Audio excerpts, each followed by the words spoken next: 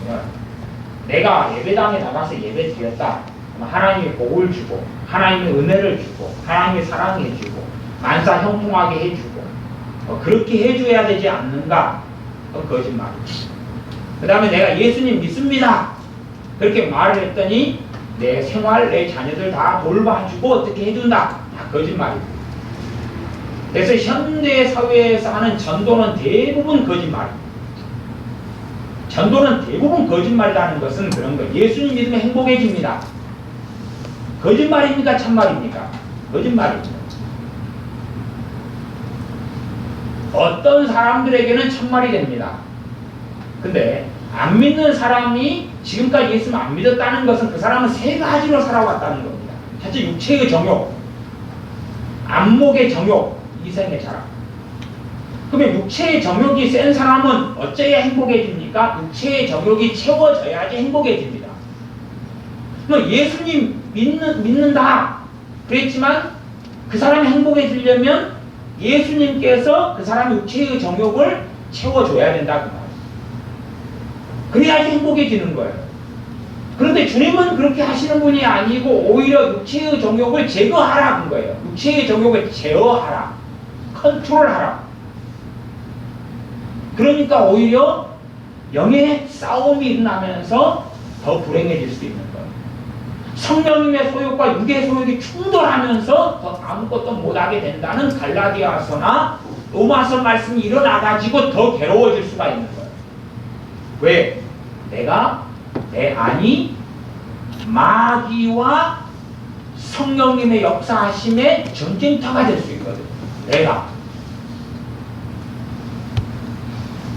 예수님 믿으면 행복해집니다 해서 전도를 받아서 교회 다니는 사람들이 있어요. 그럼 그 사람들은 행복해져? 일단 내 건강케 만들어봐. 내 빚이 있는데 빚 갚아줘. 어?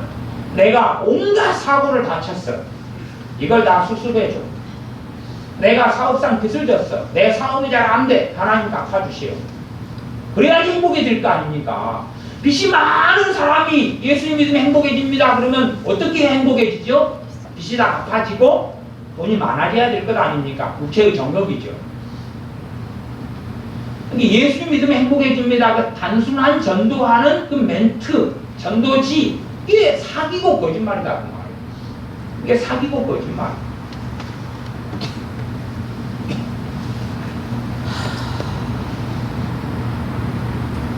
최근에 어떤 안 믿는 분하고 신앙생활과 예수님에 대한 이야기를 주고받다가 그분이 최초로 교회를 나가셨어요.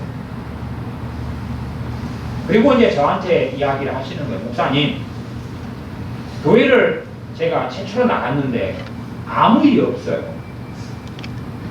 이제 그 부분은 전도를 꽤 받아주셨는데 전도하는 말이 그랬다고 말이에요.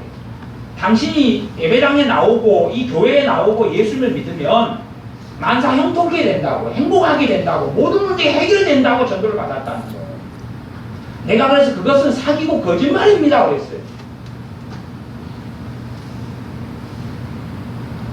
그럼 뭐라고 교회를 다녀요? 그럼 뭐라고 하나님을 믿어요? 그럴 필요가 없잖아요. 결국은 그렇게 이어지는 거예요. 현 시대의 전도가 얼마나 거짓말이에요. 전도라는 것은 뭐냐면 예수님이 당신을 위해 생명을 주셨습니다. 그렇기 때문에 예수님을 믿고 당신의 생명을 예수님을 위해 드리십시오가 전도잖아요. 예수님께서 당신의 죄를 위해 십자가에서 고난받고 죽으셨습니다. 당신을 구원하시기 위해서 살아나셨습니다. 그러니 그 예수님을 믿고 예수님을 따르십시오. 그게 전도잖아요. 근데 예수님이 당신을 구원해 줬습니다. 예수님이 당신을 위해 십자가에 죽으셨습니다. 그렇기 때문에 예수님 믿으면 만사가 형통할 겁니다. 그렇기 때문에 예수님 믿으면 가정이 잘 될 겁니다. 그러니까 예수님 믿으면 당신의 모든 문제가 해결될 겁니다. 앞에는 그 그리스 로마 신화에 보면 메두사가 있잖아요. 메두사가 막 머리카락은 뱀인데 얼굴은 무슨 얼굴이죠? 사람 얼굴이 사람 얼굴. 또 소설에 보면 인면지주가 나와요. 인면지주. 검인데 얼굴이 사람 얼굴이다. 아니면 인어공주가 있어요. 인어공주. 상반체까지는 뭔데요? 사람인데 하반신이 보니까 물고기라. 꼭 그런 것처럼 앞에까지는 옳은 것처럼 보였는데 뒤로 가니까 괴물이라. 몬스터라. 그게 대부분의 전도예요. 전도를 똑바로 하라 그 말이에요. 예수 믿으면 행복해집니다. 성령 충만한 사람한테 예수 믿으면 행복해집니다는 맞아요. 왜? 성령 충만한 사람 육체의 정욕대로 살려 그래요? 하나님의 영광을 위해 살려 그래요? 하나님의 영광을 위해 살려 그러기 때문에 주님의 기쁨이 자기의 기쁨이거든. 그러나 세상 사람은 자기 육체의 정욕이 만족돼야지 기쁨이 오는 거예요. 그런 사람한테 예수 믿으면 행복해집니다. 그렇다는 이야기는 예수님이 당신의 육체의 정욕을 채워줍니다 하고 같은 이야기란 말이죠. 그러니까 사기다. 이 정도 이야기 나오는데 어이고 목사님 그거 변론이 일어나면은 교회를 떠나주셔야 돼요. 떠나주셔야 돼요. 성경은 하나님은 성경을 통해 우리에게 하나님을 믿는 사람들에게 명령을 하셔요. 그리고 우리는 순종해야 돼요. 순종해야 돼요. 하나님은 하나님을 찾는 자들에게 은혜를 주셔요. 그런데 은혜를 받는 원리가 성경에 있다는 사실. 감나무 밑에서 입만 벌리고 있으면 하나님의 은혜가 떨어지지 않는다 그 말이에요. 여러분이 성경을 봐보세요. 여기 잠언 3장 4절도 그리하면 너가 하나님과 사람 앞에서 은총과 귀중히 여김을 받으리라. 그러면 하나님하고 대꾸되는 건 뭡니까? 은총, 그레이스, 은혜란 말이에요. 그리하면 그 앞에 있는 내용이죠. 그리하면 하나님이 그 사람한테 뭘 준다고요? 은혜를 준다고요. 거꾸로 그리하지 않으면 하나님 은혜를 주신다고요? 안 주신다고요? 안 주신다고요. 결국은 예수님을 믿는 우리들은 하나님의 은혜를 받느냐 못 받느냐에 결국은 그렇지 않습니까? 하나님께 맡겨둔 것을 당연한 것처럼 찾는 게 아니에요.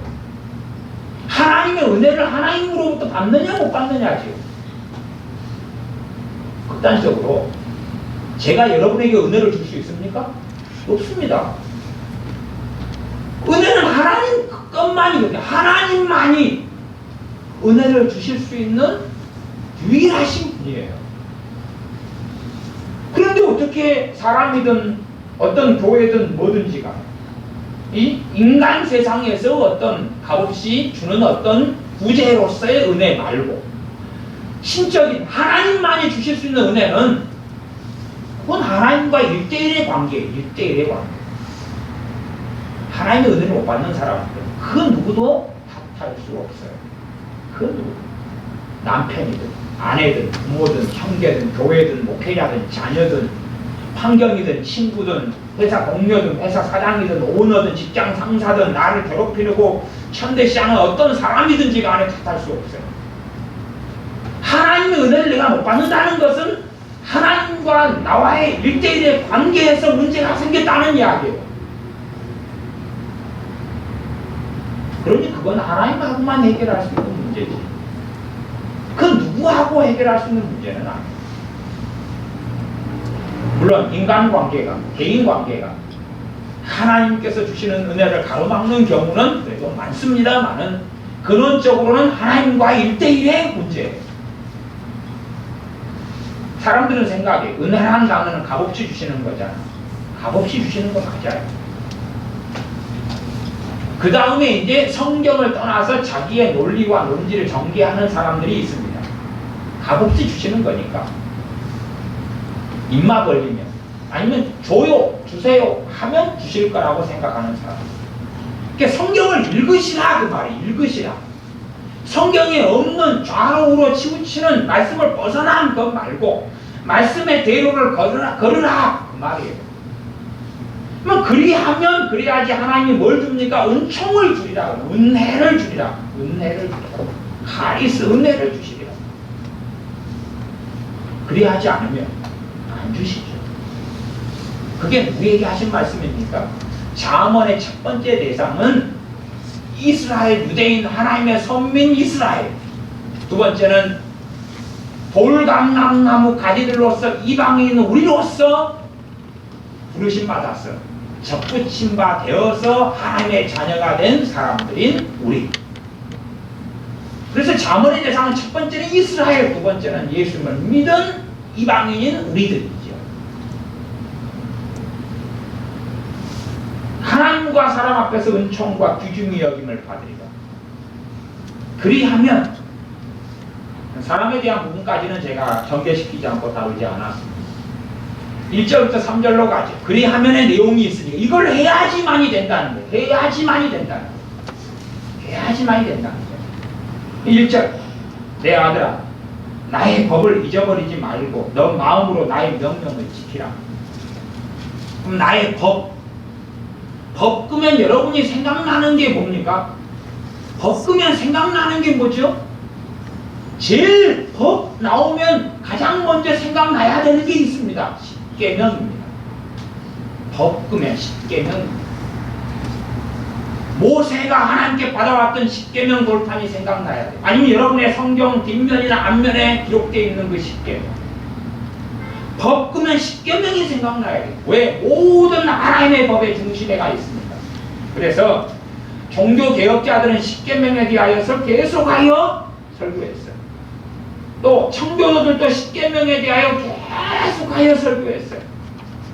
그래서 극단적 은혜주의에 빠져있는 사람들은 청교도들의 십계명 설교와 종교개혁자들의 십계명 설교를 싫어해요. 그리고 그것을 율법주의라고 매도를 해버려요. 그러면 예를 들어 이번에 교회적인 사건도 있었습니다만은 거짓말하지 말라, 거짓 증거하지 말라. 근데 어떻게 양심도 없이 계속하게 거짓말할 수 있죠? 그럼 뭡니까? 나의 법을 잊어버리지 말라, 잊어버렸다는 이야기거든요. 최소한은 좀 거짓말하려고 그래도 뭐 이익이 남는 것을 가지고 거짓말해야 되잖아요. 아니면 뭐 불가피한 거짓말, 죄냐 아니냐 하는 뺑거리는 던져놓고 불가피한 어떤 거짓말 정도 내야지만이 그래도 이해 정도는 받을 수가 있잖아. 근데 양심이 없이 없는 걸 지어내는 얼토당토하는 거짓말은 도대체 어디서 튀어나올 수 있는 거야? 나의 법을 잊어버리지 말고. 최소한은 이 그리스도인의 양심을 가지고 있다 그러면 거짓말 하려 그러면 마음에 뭐가 일어납니까? 번뇌와 번민과 고심이 될 것 아닙니까? 이게 고심이 되는 거예요. 거짓말 하려면 고심이 되는 거예요. 근데 그런 고뇌 정도도 없다면 그리스도인의 양심에 대해서는 파손했고 버린 거죠. 내 아들아 나의 법을 잊어버리지 말고. 당연히 이 법은 성경 66권을 다 이야기합니다만 그러나 모르는 성경을 안 잊어먹으려 해도 이미 든 게 없는데 이미 최소한 알고 있는 말씀, 나아가서 예수를 믿게 되면 제일 먼저 배우는 것 중에 하나인 십계명 같은 말씀 기억해서 내 양심으로 만들어야 한다고 말이에요. 그렇잖아요. 그리스도인의 양심으로 만들어야 돼요. 만들어야 돼요. 살인하지 말라. 그러면 살인은 주님께서 가르치신 산상수훈 등을 통해 볼 때 미워하는 게 용서하지 않는 게 살인이잖아. 그럼 내가 누구에게 무슨 억하심정 무슨 일을 당했다 그러면 그리스도인은 살인하지 말라 10계명 6계명 들어가니까 미워하지 않아요. 내가 직접 피해자가 됐다 할지라도 그리스도인은 용서해야 되는 부르심을 받았는데 피해자도 아닌데 거짓말을 만들어내고 이간책을 쓰고 마치 피해자인 것처럼 막 한다면 마음이 화인맞아 버린 거죠. 그런데도 하나님이 나와 함께하다 그렇게 주장한다면 심각한 정신병에 들어있다 이렇게 말할 수밖에 없어요. 제가 성경을 진실되게 된 대로 이렇게 이야기를 하는데 그걸 듣는 사람들이 기분 나빠하는 사람들이 많아요. 성경을 된 대로 이야기하는데 당신은 사랑이 없다. 사랑이 있기 때문에 성경에 나와 있는 말씀을 정직하게 말씀드리는 거예요. 사랑이 없으면 달콤한 이야기를 해가지고 감언이설을 하지요. 안중하도 좋다 그러고, 하나님께서 안 기뻐하시는데도 기뻐하신다고 해주고, 하나님이 기도를 안 들으시는데도 하나님 기도를 듣고 곧 응답해 주실 거라 그러고, 그렇게 감언이설을 하면 사람들에게는 환영받잖아요. 근데 왜 자기를 기분 나쁘게 하고 불쾌하는 이야기를 당신 손목사는 하냐? 그런 사람들이 있어요. 유튜브 상에서나 뭐 상에서나. 달콤한 이야기를 듣고 싶었으면, 주님께서 세례 요한에 대해서도 증거했지만 달콤한 이야기를 듣고 싶으면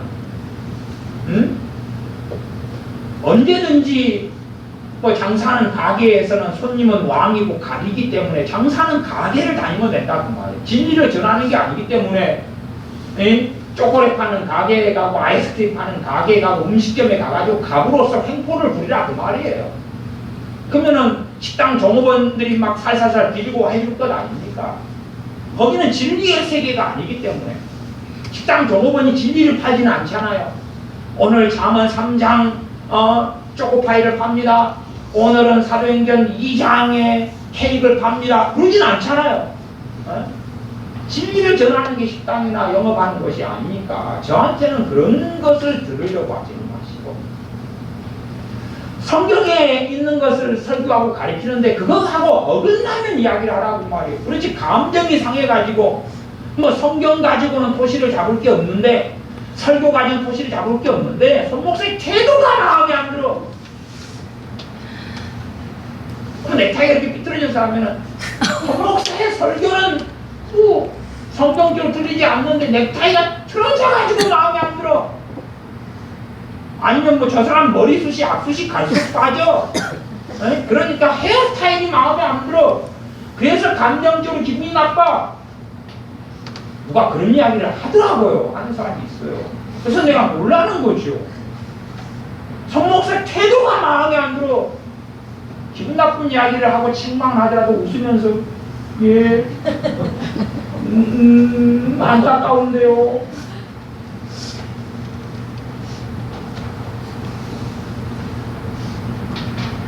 아니 유튜브 상의 설교를 듣는 분들이 제 목회하는 교회도 아니고 다 예수 믿는 사람은 자기가 다니는 교회가 있을 거 아닙니까? 근데 태도 좋은 목사님을 찾아가면 되지. 굳이 태도가 안 좋다는 목사의 설교를 들으면서 저를 욕할 이유는 없잖아요. 태도가 안 좋다고. 뭐 안경색도 좀 바꾸라 그러고 뭐 머리도 뭐 파란색으로 마음에 드는 뭘로 다 내가 100명이다 200명이다 맞춰주려면 어떻게 해야 되겠냐고 말이에요. 아니 그 양반 저 사람 요즘에 저 사람 배의 태도가 마음에 안 들어. 배의 태도라는 건 이제 배가 나왔다고 말이죠. 그렇게 시비를 걸면 어떻게 하겠냐고 말이에요. 말씀을 가지고 이야기라고 말이에요. 안 맞으면 저 성경에서 도리어 틀려. 문제가 있어. 지금까지 저한테 성경 해석상 말씀이 이렇게 어긋났다 그러고 제대로 이야기한 사람이 없습니다.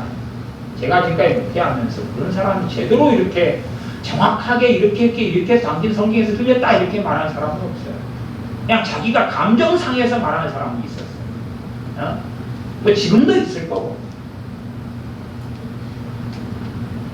하나님의 은혜를 받으려면 우리가 말씀대로 살지는 못해요. 최소한 그러나 하나님의 법을 우리 안에 집어넣고 하나님의 말씀으로 내 기준을 삼고 내 가치관을 삼고 내 신앙 양심을 삼고 내 도덕성을 삼고 내가 말하는 기준을 삼고 내가 생각하는 기준을 삼으려고 하는 그리스도인의 전쟁을 해야 된다는 말이에요. 내가 예수를 믿는다 그래서 어떻게 내 육체의 정욕을 하루 만에 벗어버릴 수 있겠습니까? 못 그런다 그 말이에요. 못 그래요.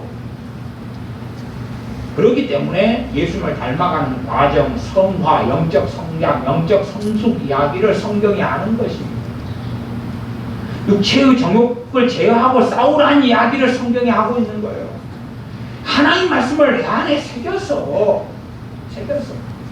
살인하지 말라. 누구에 대한 억하심정이 있고 미움이 있고 증오심이 있다. 근데 그리스도의 양심을 가졌으면 용서해주는 그 길에 나아가야 할 거 아니에요. 서로 그런 일이 있다 그래도 뒤로 호박씨를 달면서 이간질을 하면서 책동을 싸우면서 아니면 얼굴에는 선하고 양의 얼굴을 쓰면서 뒤로는 노략질하는 이리의 모습을 가지고 뒤로는 작업을 하고 공작을 하고 지극끼리 숨어서 모여서 비밀 회담을 가지고 온갖 거짓말을 막 늘어놓고 뒤로는 아닌 척 착한 척 선량한 척. 어떻게 그것이 그리스도인의 양심이냐. 극단적으로 저는 그런 사람들이 그리스도인이 아니다까지는 이야기 안 하겠습니다. 그건 하나님의 몫이기 때문에. 그러나 그리스도인의 양심을 가지고 있는 게 아니다. 나의 법을 잊어버리지 말고 내 마음으로 나의 명령을 지키라. 신앙의 연수가 올해 믿은 사람, 이제 내년에 믿은 초신자분들이 용서하는 못하는 문제 때문에 발부둥 치는 걸 다 이해해요. 그러나 신앙의 연수가 된 사람들이 용서하지 않으면서도 당연한 듯이 버젓이 당당하다. 그러면서 비판하고 판단하고 헤아리고 정죄하면서도 나는 정상이다. 그러면 이미 그런 분들은 갈 때까지 갔다. 갈 때까지 갔다. 최소한은 제가 목회하는 우리 교회에서는 저하고는 얼굴을 보지 말자. 대한민국의 교회가 몇 개인지도 몰라요. 지금은 이제 옛날 오래전에 6만 교회였으니까 8만인지 9만인지 10만 교회인지 목회자는 30만 명인가 막 그리 돼요. 이 자유 대한민국에서 아무 데나 온 게 아닌데 이단 빼고 그러면 되는 거예요. 아니 잠언 3장 1절과 같은 말씀을 내가 지키지 않으면서 최소한은 초신자라면 지키려는 이 노력과 수고, 내가 대한민국 국민이면 대한민국의 헌법과 법률을 지키는 거죠. 대한민국 국민이면 한국말을 기본적으로 배우거나 하거나 하려고 해야 되고 해야 된다고 말이에요. 하나님 나라의 백성이면 이제 하나님 나라의 법을 가지는 거예요. 법을. 하나님 나라의 기준을 가지는 거예요. 하나님 나라의 기준과 법은 성경 66권입니다. 근데 이것을 안 가지려 그런다면, 그리고 자기 법에 의하여 자기 기준에 의하여 살아가려고 한다면 하나님은 그리해야지만이 은혜를 주겠다고 했잖아요. 이 잠언 3장 4절이잖아요. 이게 하나님은 구약에서는 이렇게 이야기해놓고 신약에 와서 딴 말씀 하시냐고 말이에요. 참 편리한 사람들이 많아요. 신약에는 딴 말씀 하시더라고요. 그러면 구약을 읽을 필요가 없어서 얼마나 좋습니까? 39, 27, 구약이 39권이고 양도 많은데 안 읽어도 된다니 얼마나 좋습니까? 그런 거짓말에 사무쳐가지고 구약을 안 보는 사람들이 많다. 그런데 또 이상한 이유 내반적인 것은 그럼에도 구약 성경에 지가 좋아하는 성경 구절을 뽑아내가지고 암송하고 읽는다는 말이에요. 참 이율내반적이요. 내로남불. 지가 하면은 내가 하면 노면 쓰고 남이 하면 불문이라고. 구약은 그래서 신약의 성취가 됐기 때문에 구약은 안 봐도 된다. 그랬으면서 구약의 좋은 구절, 시편 23편 같은 거, 그런 것부터 시작해서 좋은 것을 다 갖다 써먹는 거예요. 또 그러면서 정직하게 말씀과 직면하지 않는 많은 사람들이 있어요. 3장 2절. 그리하면 또 그러죠. 그리하면 그것이 너로 장수하여 나는 해를 누리게 하며 평강을 더하게 하리라. 그리하면 장수하여. 항상 성경의 기준의 장수는요, 간단하게 문자적으로 오래 산다는 개념을 절대적으로 포함하고 있지는 않다 그랬습니다. 절대적인 포함은 아니다 그랬습니다. 왜냐하면 최소한은 하나님의 많은 사람들이 단명했어요. 일찍 죽었다는 말이에요. 선지자들이 말씀을 바르게 전하니까 안 받아들이는 사람들 돌로 쳐서 죽여버렸잖아요. 장수한 게 아니라. 최소한은 성경을 그런 걸 보면서 3장 2절 같은 말씀을 이해해야 될 거 아닙니까? 성경을 성경으로 해석하는 거죠. 스데반 집사님의 말씀을 전하고 살다가 순교당하고, 사도 바울이 그러고 베드로 사도가 그러고 주님의 사도 요한을 빼놓고 제자들이 그러고 세례 요한이 그러고 심지어 우리 주님께서 그러시고, 그래서 여기 장수가 뭐냐? 그러면 일반적으로는 오래 사는 걸 포함하고 있다. 그러나 여기서 장수의 기본 개념은 사람의 존재가 오래 산다고 오래 사는 건 아니잖아요. 노인분들을 만나면 왜 내가 안 죽고 이렇게 괴로운 삶을 오래 살까요? 하고 한탄하는 분들을 저는 많이 만났습니다. 오래 산다고 사는 건 아니에요. 말하자면 짧게 살더라도 굵게 살아야 되는 거예요. 세례 요한처럼 짧게 살아도 굵게 살아야 되는 거예요. 사는 것처럼 살아야 되는 거예요. 하나님의 사람이라면 하나님 앞에 사는 것처럼 살아야 된다 그런 말이에요. 일찍 죽더라도 그게 진정한 의미의 장수인 거죠. 그러면 장수라는 건 내가 오래 사는 건데 난 육체의 생명만을 이야기하는 게 아니라 영혼, 육을 다 이야기하는 거예요. 사람은 전인적인 존재입니다. 그렇기 때문에 성경은 끊임없이 마음에 이야기하고, 마음은 육체가 아니지 않습니까? 영을 이야기하고 생각을 이야기하고 정신을 이야기하는 거예요.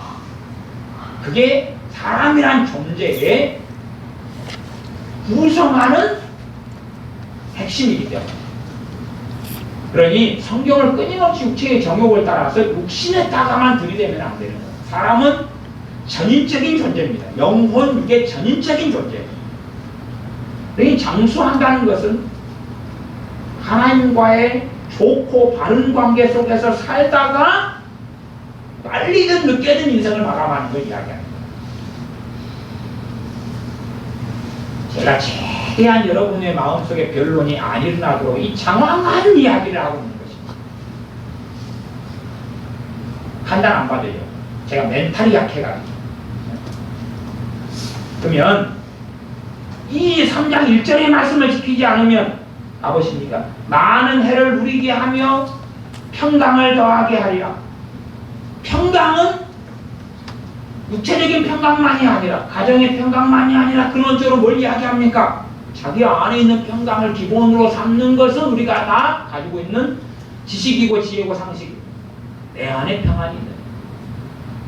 환경에서 오는 평안은 오늘 있다가 내일 없어집니다. 환경에 오는 평안은 오늘 오전에 있다가 내일 되면 사라지는 겁니다. 성경 그걸 이야기한 게 아니에요. 알코 중독자가 소주병 누가 한 박스를 사줬어요. 하고 앞에다가 탁 놓으니까 알코올 중독자가 자기 앞에 소주 한 박스 한 상자를 놓으니까 평강이 옵니까 안 옵니까? 평강이 옵니다. 혹시 모르시면 알코올 중독에 걸리셔가지고 소주를 간절히 마시고 싶은데 소주 한 박스를 누가 사주는 것을 경험하십시오. 그럼 평강 플러스 기쁨이 온다는 것을 경험하실 겁니다. 그리고 한마디 더 할 수 있어요. 여기가 바로 천국이에요. 거기에 안주까지, 쭈꾸미 안주, 오징어 구운 안주, 아니면 멸치 고추장까지 누가 준다면 여기가 낙원이로세 말할 거예요.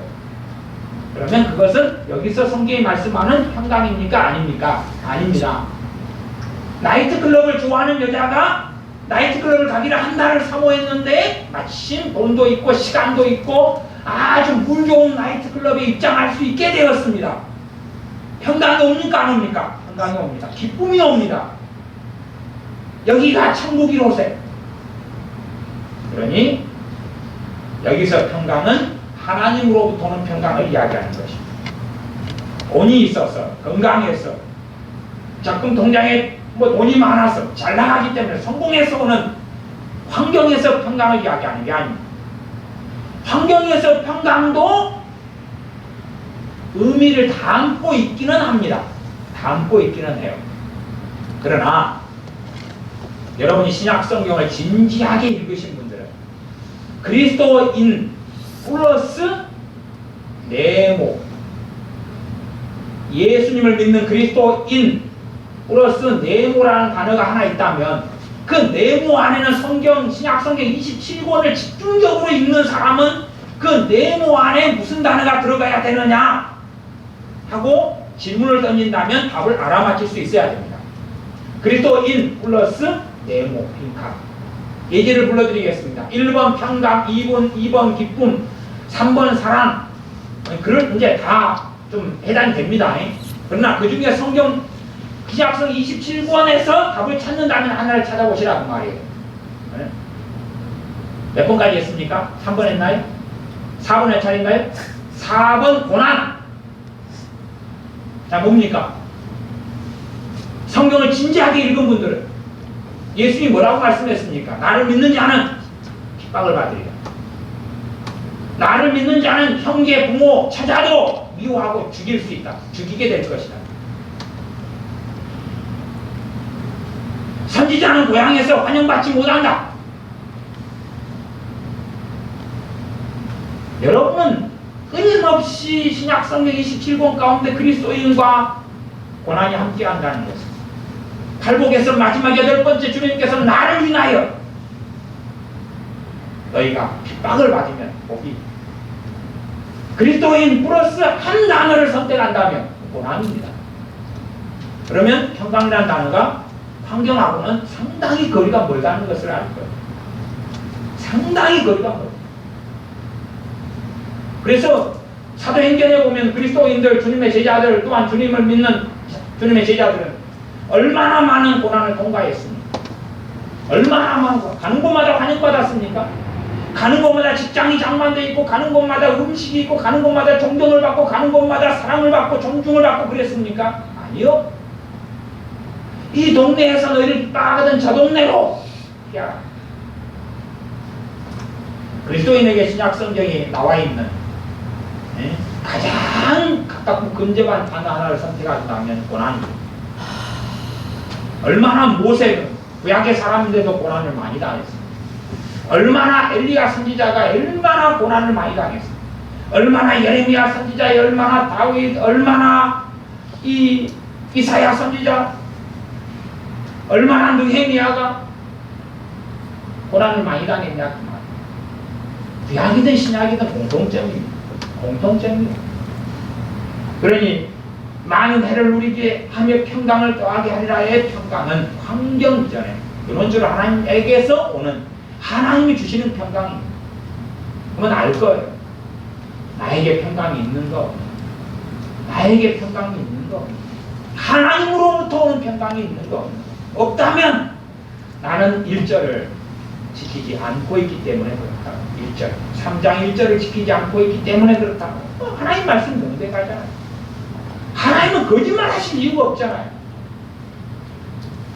그러나 그 평강도 당연한 대가가 아니라 은혜라는 말이에요. 은혜. 내가 주님의 법 10계명을 지킨다 해서 평강을 주셔야 되는 하나님의 의무가 있는 게 아니에요. 우리는 하나님의 종들이고 하나님의 백성이고 하나님의 피조물이기 때문에 당연하게 하나님을 섬겨야 되고 말씀을 지켜야 돼요. 당연하게 해야 되는 의무다 그 말이에요. 의무인데 의무의 값을 지불해 주시는 거예요. 의무의 값을 지불해 주시는 거예요. 그것을 은혜라고 이야기하는 거예요. 3장 3절 인자와 진리로 너에게서 떠나지 않게 하고 그것을 내 목에 매며 내 마음판에 새기라. 잠언 강의했을 때 인자와 진리에 대한 장황한 이야기를 했습니다. 인자와 진리, 인자는 사랑 혹은 자비, 그렇게 말할 수 있고 은혜 그 개념도 포함시킬 수 있는 단어가 돼요. 인자, 진리는 말씀이에요. 진리. 어떤 경우는 뭐 진실함 이렇게도 번역이 되는데 저는 진실함보다는 성경 66권의 진리라는 것이 더 맞다. 그래서 요한복음으로 연결시킬 때에 은혜와 진리는 예수 그리스도에게서 왔다. 이렇게 저는 연결을 시킵니다. 은혜와 진리에 대별되는 이 연결되는 단어가 잠언에 있는 인자와 진리다. 그럼 인자와 진리를 너에게서 떠나지 않게 해라. 떠나지 않게 해라.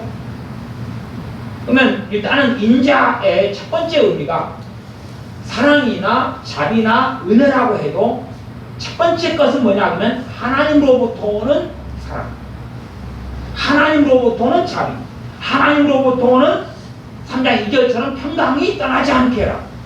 그렇게 하려면 뭐 해야 됩니까? 3장 1절 같이 나의 법을 잊어버리지 말고 너 마음으로 나의 명령을 지키는 걸 해야 된다.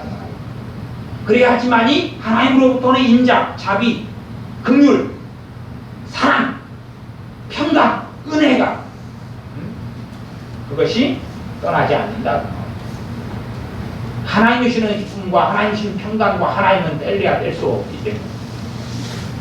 두 번째, 진리. 진리를 떠나지 않고 심지어 그것을 내 목에 메어라. 내 마음판에 새겨라. 새기는 데는 시간이 오래 걸리죠. 모래 위에 글자를 새기는 것은 빠릅니다. 나무에 글자를 새기는 것은 어렵습니다. 제가 이번에 미국 UCLA 대학에 갔더니 대학에가 어마어마한 이런 고목들이 많다. 어마어마한 나무들이 많은데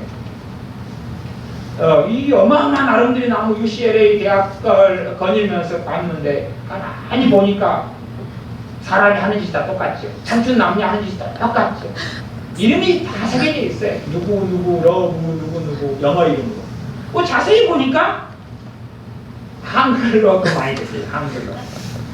여기 또 대학생, UCLA 온 대학생들이 한인 애들이 많아가지고 또 자기 이름 적어놓고 막 이렇게 러브 해놓고 또 똑같이 그러는 거예요. 나무에다가. 대신 나무에다가 쉽게 안 새겨지니까 누가 볼까봐 또 막 밤에 작업하고 하지 않았겠어요? 오동도에 가도 오동도에 동백나무에 얼마나 러브, 하트 이름, 제가 그 이름을 볼 때마다 교회 식구들하고 걸어다니면 그렇게 이야기합니다. 분명히 너희들은 올해는 헤어졌을 거야. 당신들은 이미 너희들은 작년에 파토 났을 거야. 같이 안 오지? 이 나무에다가 누구하고 새겼으니까 다른 나무에다 또 딴 여자, 딴 남자 데려와 또 새길 거야. 뭐 그런 우스갯소리를 제가 자주 했더랬습니다. 그러면 나무에 이름을 새기는 건 어려워요. 그러면 돌판에 이름 새기는 건 얼마나 어렵습니까? 그렇죠? 어려워요. 하나님 말씀을 마음에 새기는 것은 어려운 작업입니다. 모래 위에 새기는 것, 나무 위에 새기는 것보다 어려운 것입니다. 어려운 것이. 하나님 말씀을 내 가치관과 내 기준과 내 상식과 내 준것을 내 가치관, 내 사상으로 만드는 건데 이게 어떻게 쉽습니까? 어렵습니다. 어려운 것이에요. 그러니 부단한 작업이 수행이 돼야 된다 그 말입니다. 그렇게 해야지만이 사절이에요. 하나님과 사람 앞에서 은총과 귀중히 여김을 받으리라. 하나님이 은총을 준다 그 말이에요. 은혜를 준다 그 말이에요. 안 그러면 이 약속의 말씀하고는 해당이 없는 거예요. 물론 신약성경에 너희가 겸손하면 겸비하면 은혜를 주신다는 게 있어요. 제가 우리 겸손과 은혜 관련해서 설교도 몇 차례 했지 않습니까? 그러니까 이 한 말씀으로 모든 건 아니에요. 그러나 이 한 말씀이 전반적인 원리예요. 그 다음에 겸손은 예외적인 원리예요. 이 말씀은 전반적인 원리예요. 하나님의 은혜 받는 전반적인 원리예요. 그런데 사람들은 말씀대로 살려고 하기보다는 기도 한마디 하고 쉽게 달라고, 입을 벌리고 쉽게 달라고. 제가 여러 나라를 다녀보면 올해만 해도 제가 다닌 나라가 한 5개국 이상이 되지 않습니까? 근데 참 항상 진리인 것을 발견합니다. 항상 진리는 뭐냐 그러면 이미 전 세계는 참새가 정복했다. 제가 어린이대공 갔더니 참새가 정복했다. 또 어디 세계 어느 나라에 어떤 갔더니 역시 참새가 정복했다. 다 참새가 정복했어. 우리나라하고 비슷하거나 똑같거나 뭐 하는 참새들이 어디든지 사자도 찍소리 못하고 어지간하면 다 정복했더라고.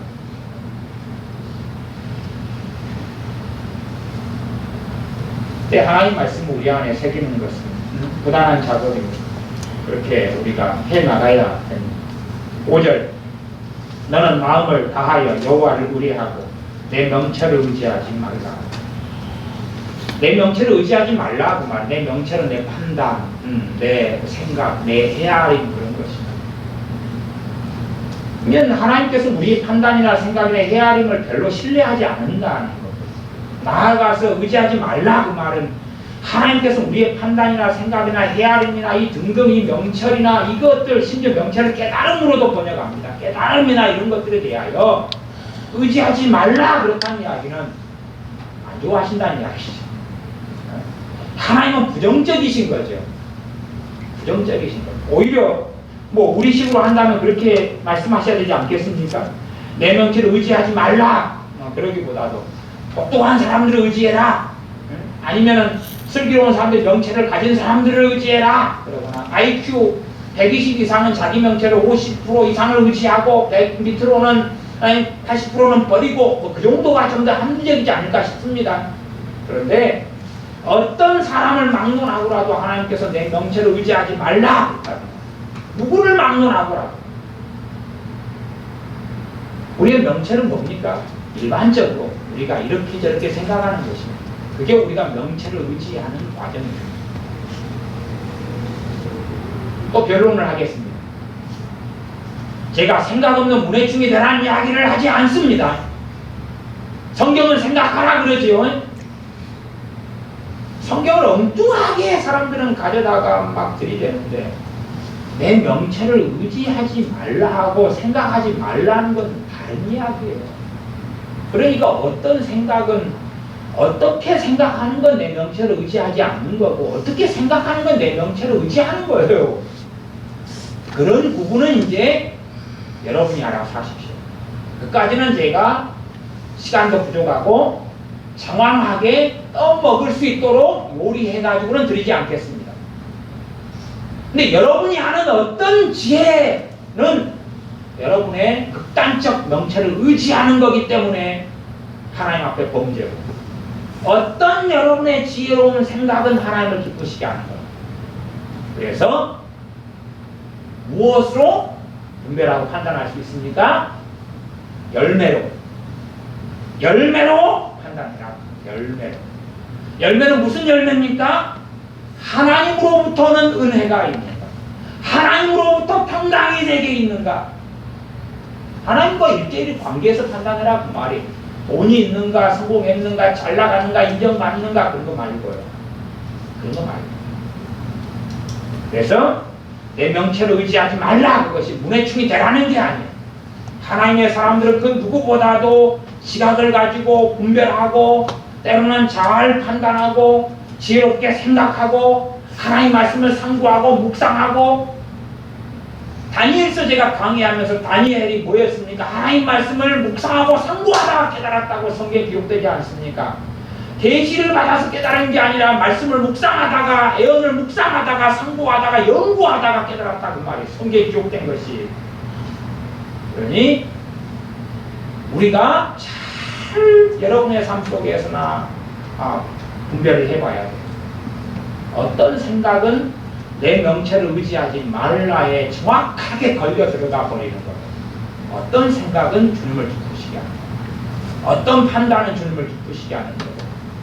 어떤 판단은 주님하고 점점점 멀어지고 결별하게 되는 거예요. 그것을 잘 아셔야 된다 그 말이에요. 그렇지 내 명체를 의지하지 말라고 하니까 혼자 생각하기에 멍청한 문해충이 돼야 되겠다. 머리에다가 히로뽕을 맞든지 머리를 장식품으로 만들든지 머리로 축구공을까지 가면 좀 너무 19금이 되죠. 19금. 머리로 축구공을 만들어서 공을 차든지 그런 게 아니다 그 말이에요. 내 명체를 의지하지 말라. 너는 마음을 다하여 여호와를 의뢰하고 뭐 어떤 생각, 어떤 판단, 어떤 뭔가는 하나님을 의지하는 게 아니다. 하나님과 문제가 생기는 거죠. 6절 너는 범사에 그를 인정하라. 그리하면 너희를 지도하시리라. 범사의 모든 일에 하나님 인정하라. 결국 코람데오 하나님 앞에서 한 입으로 두말하는 게 아니라 하나님 앞에서 사람을 막 속이고 안에 뱃속에는 다른 것 겉으로는 다른 것 그런 건 아니죠. 왜 자기가 속에 있는 대로 겉으로 못 삽니까? 물론 자기 속에 악한 사람이 있으면 싸우고 정리하는 투쟁을 해야지요. 절제하고 투쟁하고 정리해야지요. 그러나 내가 내 양심이 꺼리낌이 없다면 내 속사람으로 겉사람으로 똑같이 살아야죠. 내 양심에 꺼리낌이 없다면 겉과 속이 같이 해야 되고 나 내 안에 문제가 있는 걸 싸우고 정리해가고 그러면서 말씀에 따라서 내가 드러내고 그렇게 하는 거지. 왜 겉과 속이 다르게 살아갈 이유가 뭡니까? 한 입으로 두말할 이유는 없다고. 속으로 이 생각을 하면 겉으로도 나 그 생각을 한다고 말하는 거예요. 그러나 하나님 말씀에 어긋나는 속으로 하는 생각 같으면 회개하고 정리하고 말씀에 입각한 다른 생각을 하고 그거에 따라서 말하는 거고 난 내 양심에 꺼리낌이 없고 당당하다면 뱃속에 있는 걸 드러내지 말라는 거죠. 그렇지 속으로는 이 생각이고 입으로는 저 생각을 하면 이상하지 않습니까? 7절 스스로 지혜롭게 여기지 말지어다. 여호와를 경외하며 악을 떠날지어다. 참 악은 많습니다. 최소한의 십계명으로 따지면 그 가운데 있는 악들, 십계명을 지키지 않고 반대로 살아가는 것이 악이다. 악이다. 우리나라 대한민국에는 이 악이 창궐하는 것을 봅니다. 악이 창궐을 해요. 제가 이번 달에 외국을 어쨌든 이리저리 거쳐가지고 4개국을 갔습니다. 3개국, 4개국을 다닌 것 같은데 5개국인가요? 5개국이다. 5개국. 5나라를 다녔는데 참 한국 사람들이 악하다 하는 것을 많이 겪었습니다. 이거저거 떠나서 이제 이야기한다면은 내 부모를 공경하라 5개명. 이 다른 나라들은 애들이 그렇게 그 투정 부리고 막 하고 이런 경우들은 그 미국이나 좀 적게 드물게 미국도 가만히 아이들을 투정하고 문제를 일으키는 아이들을 이 비행기 안에서나 이렇게 보면 엄마가 한국 사람이고 아빠가 미국인이 오르다 그런 한인이 낳은 2세 이런 경우도 있고 다른 나라들은 그렇게 애들이 얌전해. 애들이 순종적이고 얌전해. 한국은 부모에 대한 분노, 원망, 불평, 불만 에서 이미 너무나 종자들이 악하게 되버려요. 이 기독교인들이 모인 수만 명 집회에 참석을 며칠간 했는데 주로 대가족 단위로 다 참석했더라고. 어린 아이부터. 근데 찡찡대고 말 안 듣고 그런 걸 한 번도 본 적이 없어요. 한 번 집회 때마다 몇 시간씩 있었는데 갓난 아이들 찡찡거리는 걸 본 적이 없어요. 애들이 그렇게 많은데 그 상대적으로 한국은 정말로 망하긴 망했구나. 최소한은 대한민국이라는 나라가 100년을 가든 1000년을 가든 갈 수 있으나 2세에서 이미 망해서 장래가 이미 돌이킬 수 없는 지경까지 간다. 그러나 이 나라들은 소망이 있구나. 애들이 이 예배 시간에 몇만 명이보다 찡찡대질 않아요. 찡찡대질 않아요. 만난쟁이부터 칭얼대지도 않아요. 그렇게 모였는데 초등학생, 유치원, 유아, 갓난아이 그러질 않아요. 뭘 사달라고 땡깡 부리지도 않아요. 그렇게 많은 사람들 보고 애들을 봤는데 그치 된 건가? 그러면 최소한은 부모의 문제를 떠나서 자녀의 문제라면 내 부모를 공경하라. 이게 살인죄보다 앞에 있는 계명이에요. 순서상 하나님을 섬기는 게 1계명이고 이게 앞에 있는 계명들이 가장 무거운 거예요. 이게 그 순으로 나열되어 있는 거예요. 인간사 속에서가 시작이 5계명인데 이게 부모 공경인데 자기 자식들 천국 가게 만들고 하나님 믿게 만들면 부모 공경부터 가르쳤어야지. 그러니까 다른 나라들은요 부모가 예수 믿으니까 조절이라 믿어요. 우리나라는요 마지못해 억지로 다니거나 그래도 안 다녀요. 그래도 부모가 믿어도 그래도 안 다니는데 다녔던 나라들은 할머니 할아버지가 예수 믿으니까 줄줄이 손자님까지 믿어요. 사람 사는 사회구나. 사람 사는 사회. 아니 70살 된 80살 된 노인네가 예수님 믿는데 50살 된 자식이 예수님 믿고 58살 된 딸이 예수님 믿고 20살 된 그 증손주가 예수님을 믿는데 그냥 한 살, 2살짜리는 끌려가는 거지만은 우리나라는 60살 된 부모가 예수 믿어서 믿자고 이야기하면 노인네가 노망 났다고 망조가 들어도 단단히 들었구나. 그러니 이 하나님을 경외 여호와를 경외하며 악을 떠날지어다. 악을 떠나느냐 그게 악인데 안 떠나죠.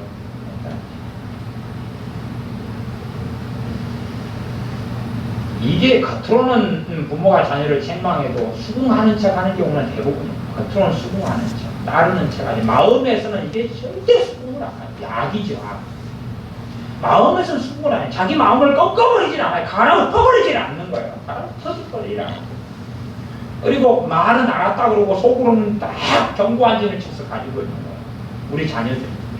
뱃속 안에는 경고한 진을 쳐서. 이게 악인데. 악인데.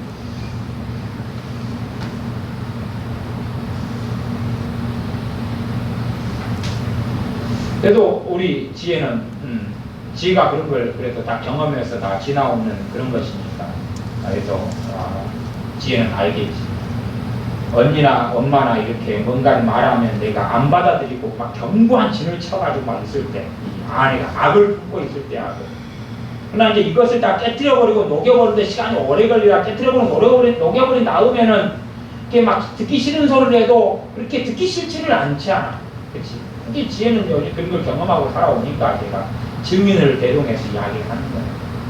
잘 들어라잉, 민지야잉. 잘 들어라잉. 이 악을 막 가지고 있으면, 그러면 그게 이제 부모가 뭔가를 말해도 잔소리고 듣기 싫은 거고, 막 그냥 자기에게 필요한 것은 뭐 이렇게 부모하고 있다가 나머지는 막 힘들고, 이 근원적인 악을 버리지 않고 떠나지 않고 뱃속 안에 가지고 있는 거예요.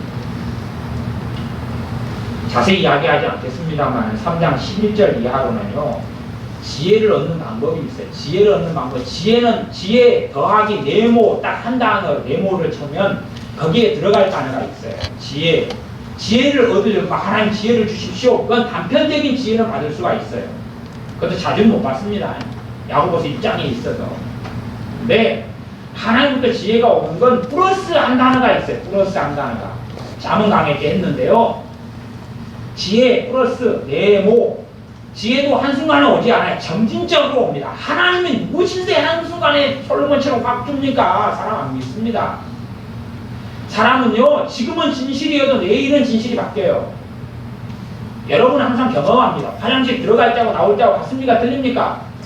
여러분의 진심이 들어갈 때도 진심이고 나올 때도 진심이나 진심은 바뀌는 거예요. 밥 먹기 전과 후가 바뀝니까? 안 바뀝니까? 바뀐다 그 말이에요. 바뀌어요. 바뀌어요.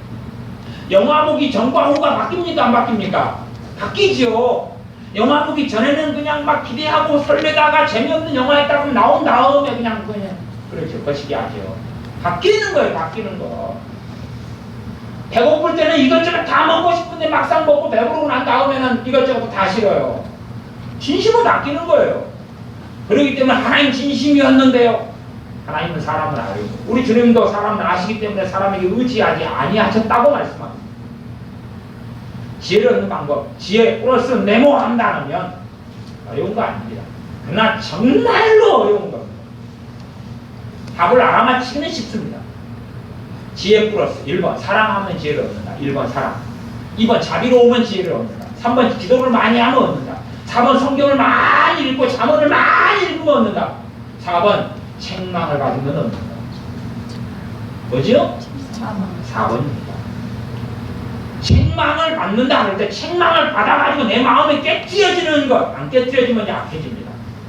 책망을 받았는데 안 깨트려지면 내 마음의 결론이나 안 깨트려지면 악해지는 거고요. 깨트려지면 눈이 열립니다.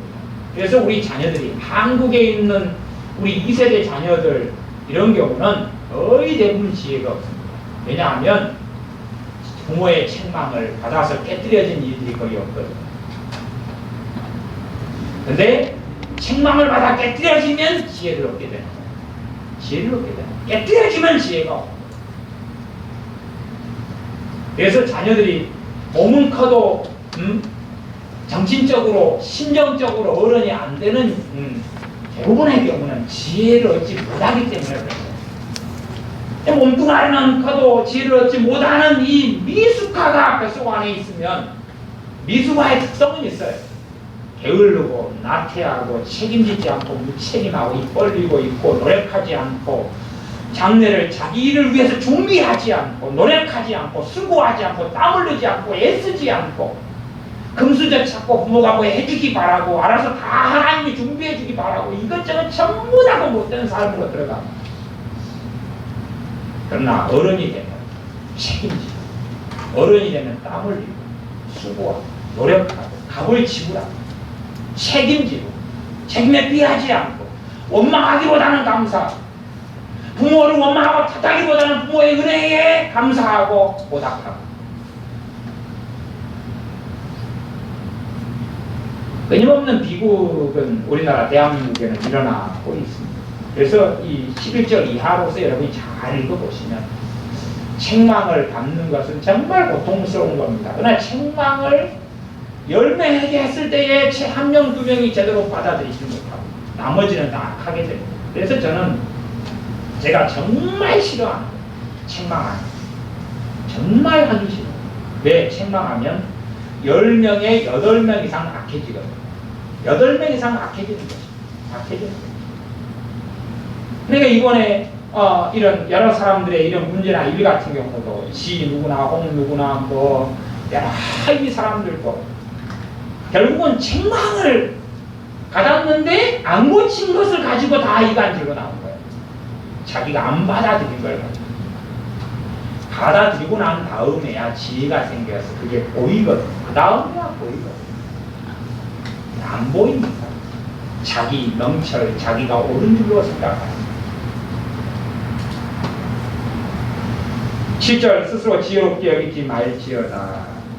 여호와를 경외하며 악을 떠날지어다. 이것이 내 몸에, 여기 몸이 나옵니다. 양약이 되어 내 볼수록 윤택하게 하리라. 몸이 싱싱하죠. 싱싱해요. 이제 불가피한 일들은 있습니다만 전반적으로 쉽게 지치지도 않고 피곤하지도 않고 이렇게 몸이 건강하게 되는 것과 연관을 하나님께서는 짚고 계십니다. 9절은 내 재물과 내 소산물의 처음 익은 열매로 여호와를 공경하라. 내가 버는 소득하고 소득을 벌지만은 그러나 이 소득을 버는 첫 번째 이유가 하나님 때문이다 그 말이에요.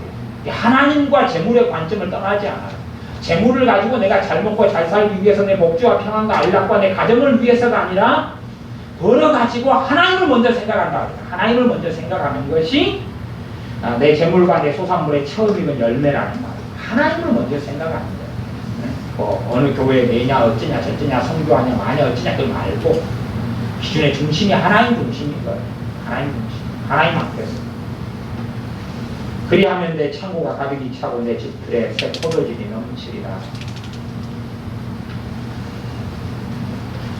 기도하겠습니다.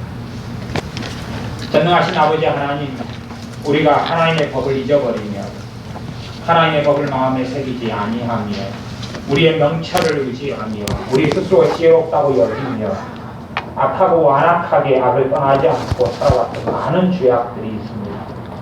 전능하신 아버지 하나님, 우리를 긍휼히 여겨 주시옵소서. 우리가 많은 이 악들을 떠나도록 도와주시며 은혜를 주시옵소서.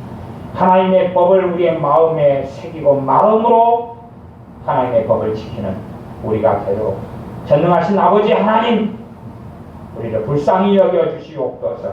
우리 주 예수님의 이름으로 기도하옵나이다. 아멘.